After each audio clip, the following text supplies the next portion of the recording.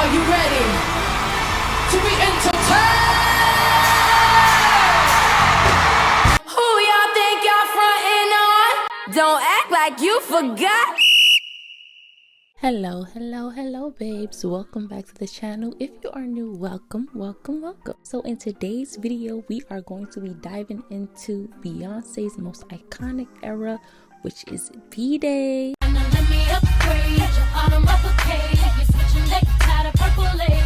Now, I don't know about anyone else, but Bday is one of my favorite Beyonce eras. We got introduced to a new Beyonce. She was still her same glamorous self. However, she was a bit more mature and she had taken creative control over her sound. Bday was the era we got introduced to Beyonce, the entertainer. The videos, the performances, the look, and honey, the budget.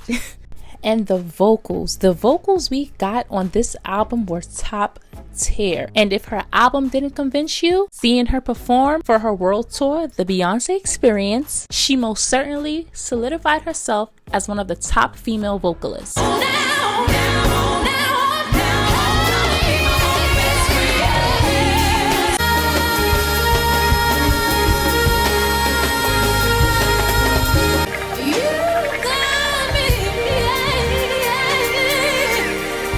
This album gave us a precursor to what Beyonce will be doing later down the line. Not sticking to one sound, becoming predictable, and fading away like most 90s singers tend to do. As well as a large amount of people who assumed that Beyonce wouldn't be bigger than one hit when she went solo. And well, we see how that's going out for those naysayers who will continue to seethe. But when Beyonce Giselle Knowles Carter dropped this album, she had her foot on everybody's neck. This was also the first time B had given us visuals to every single song and let everyone know through her creativity, music, performance, and overall artistry that she was in a lane of her own. This was the era that we got some of B's most iconic performances, like her opening performance at the 2006 BET Awards performing Deja Vu. BET,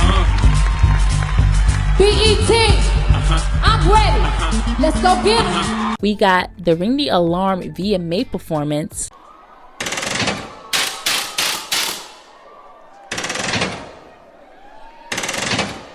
her Deja Vu Josephine Baker tribute performance at the 2006 Fashion Rocks, I don't see your hands. and we cannot forget her Get Me Body 2007 performance that was just sickening.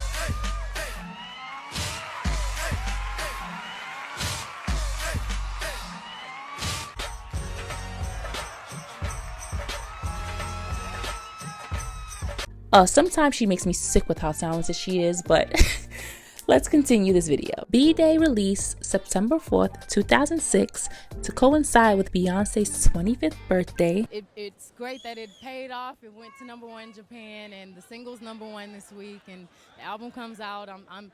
It's a great birthday. The album was delayed due to recording Destiny's Child's last album, Destiny Fulfilled, and was 3 years after her Dangerously in Love album. After filming Dreamgirls, Beyonce was on vacation and contacted several producers in order to complete her album. That while I was on my vacation, I told everyone, please let me be. Don't ask me to do anything. Don't call me. Let me go away and relax and get my mind back and kind of come back to my body, because I've been in Dina's body, which is the character, for so long. And while I was there, I couldn't relax. So I said, well, I'm coming back to New York. I'm gonna be down the street from Sony Studios. I might as well just sneak over there, and I did the record in a little over 2 weeks.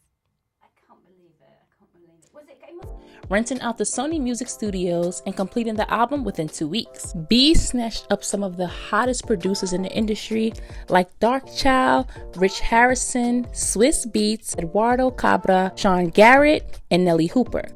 The first single that was released was produced by Darkchild, which, if you don't know who Darkchild is, oh my goodness, Darkchild is one of the most iconic, legendary producers in the industry.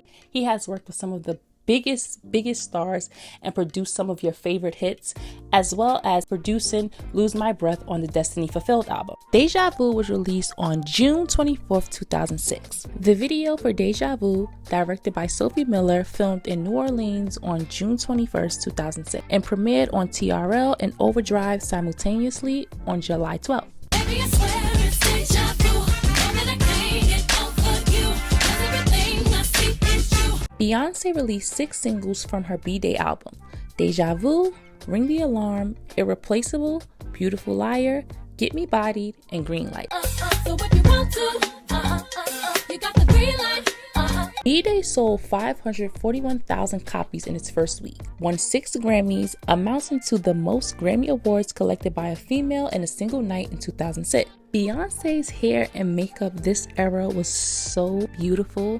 We got Glamour Girl B this era. She was serving a soft girl glam as well as some hints of pageant girl, which is what I love so much about her, is because she is super feminine, poised, and elegant, especially during this era. Mally Roncal is responsible for some of Beyonce's most iconic makeup looks, like the Dangerously in Love album cover that is hanging in the Smithsonian Museum. What I like so much about Mally's work is that she highlights and enhanced Beyonce's natural beauty.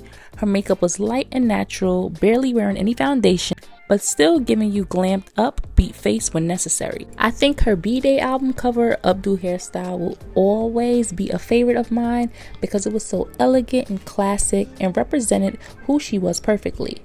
I just love how she was sexy and it wasn't pushed down your throat, but just what she exuded naturally, being the epitome of what it meant to be feminine and demure. And although she is still mysterious and private, I think so many people love this era because we got her doing interviews and connecting with the fans live on TV. However, I do understand the pullback when any and everything you say can be scrutinized. I just think that this is her most iconic era. Okay, I love every song on this album.